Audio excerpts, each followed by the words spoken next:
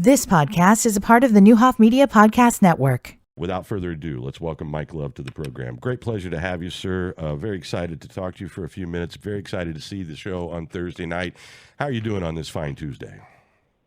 We're doing great, and it's been a great summer, which started on Easter Sunday when we had 28 different acts doing our shows and a tribute show. And then later on, July 2nd, 3rd, and 4th at the Hollywood Bowl with 17,000 of our closest friends for 3 nights in a row. Does that ever get old? Does that ever get old, that live audience, that interaction you get, that thing that only a few of you get to experience? Oh, no, that is the best thing about it for me. I mean, there's the studio part where you're making the music in the studio and all that, recording it.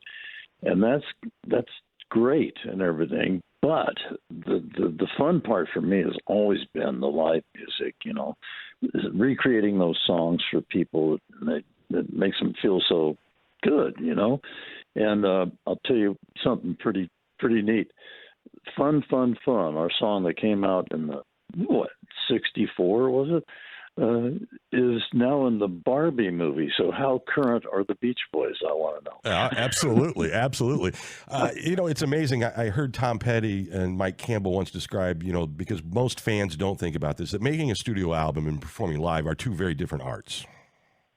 Yeah, very different, yes.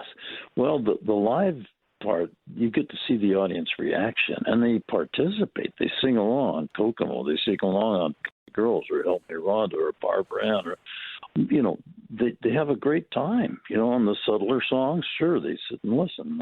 That's beautiful. And we enjoyed recreating those harmonies. That's why we started, not to become famous or anything like that. We just love singing together and harmonizing. My cousin Brian and I wrote some great songs, and people still love them to this day, which is kind of a miracle, and that's wonderful. Well, we were just discussing, you know, I don't know that there's a bigger American brand when it comes to music than the Beach Boys. I mean, you're globally known, been there since the early 60s. It's pretty amazing. I'd forgotten about the controversy with Jim Watt. I hadn't even thought about Jim Watt's name in forever.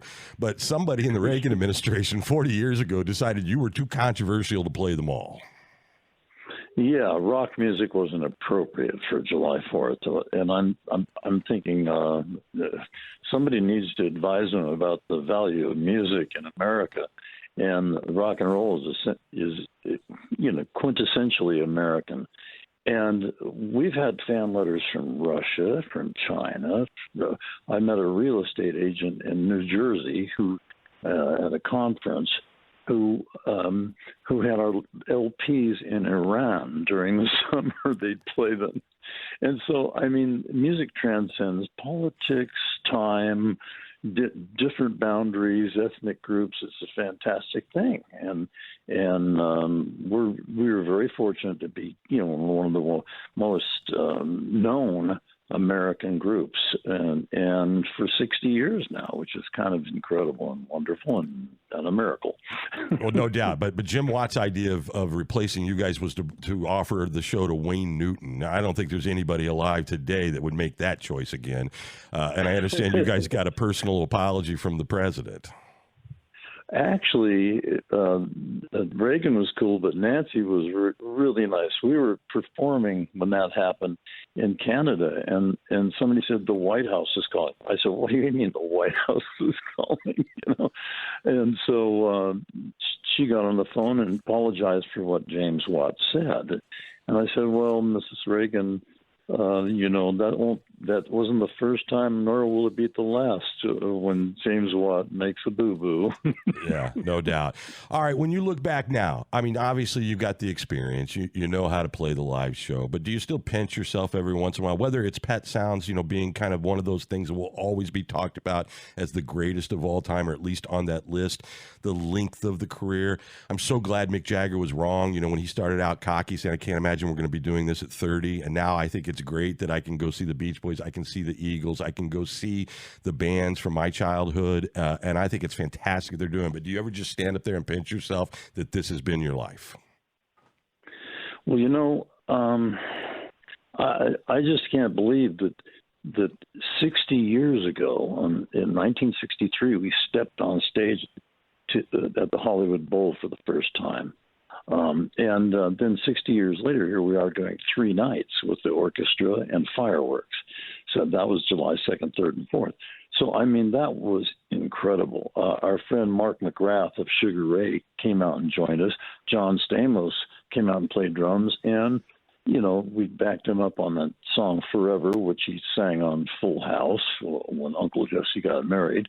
And, you know, he had us on Full House because he loved the Beach Boys. And so we've been recognized by, you know, successive generations over the years. And so, I mean, it's almost incomprehensible that it's been 60 years since we first stepped on the stage of the Hollywood Bowl. But I remember one year we had Sam the Sham and the Pharaohs, the Sir Douglas Quintet, Neil Diamond, and Sonny and Cher, along with us at the Hollywood Bowl.